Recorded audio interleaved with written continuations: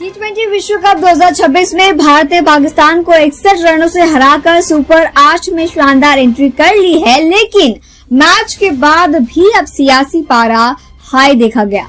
मुकाबले में team India ने बल्ले और गेंद दोनों से दम दिखाया, मगर खिलाड़ियों द्वारा पाकिस्तानी टीम से हाथ न मिलाने को लेकर बहस भी जारी रही। अब इसी बीच बता दें कि संजय राउत का एक बड़ा बयान सामने आ गया है। आपको बता दें कि उद्धव गुट के नेता संजय राउत ने कहा कि अब हमारे जो क्रिकेटर्स है वो भी अंधभक्त हो गए हैं, क्योंकि पाकिस्तान के साथ उन्हें क्रिकेट मैच नहीं खेलना चाहिए था। हमारे भारत का क्रिकेट अब अमित शाह चला रहे हैं और अमित शाह के बेटे जय शाह चला रहे हैं। क्रिकेटर्स अगर देशभक्त होते तो वो भी मैच नहीं खेलते, लेकिन वे अंधभक्त बन चुके हैं, इसलिए पाकिस्तान के साथ मैच खेलने गए और पाकिस्तान इसी मैच के पैसों से हमारे देश के खिलाफ आतंकवाद को बढ़ावा देता है। इस समय संजय राउत का यह बयान काफी सुर्खियों में है और विवादों का कारण भी बन रहा है, क्योंकि उन्होंने सीधे तौर पर भारत के क्रिकेट के खिलाड़ियों को अंधभक्त करार दिया है। क्या कुछ उन्होंने कहा, सुनिए।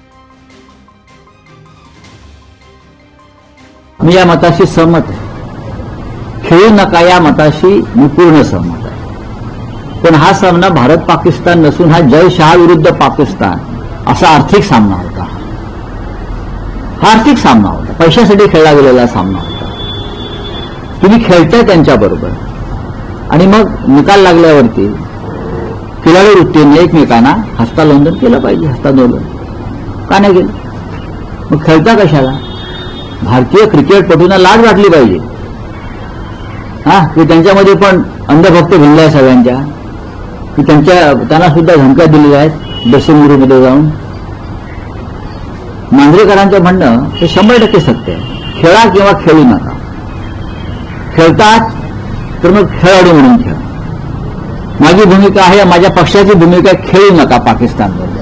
ही शिवसेना पक्षप्रमुख उद्धव ठाकरे यांची भूमिका आहे, शिवसेनेची भूमिका आहे। जोपर्यंत वडगावचा बदला पूर्ण होत नाही तोपर्यंत खेळू नका। खेळताय ना, शेण खाताय ना, मग पूर्ण शेण खा। अर्धवट शेण कशा करता खाताय? खाऊ नका।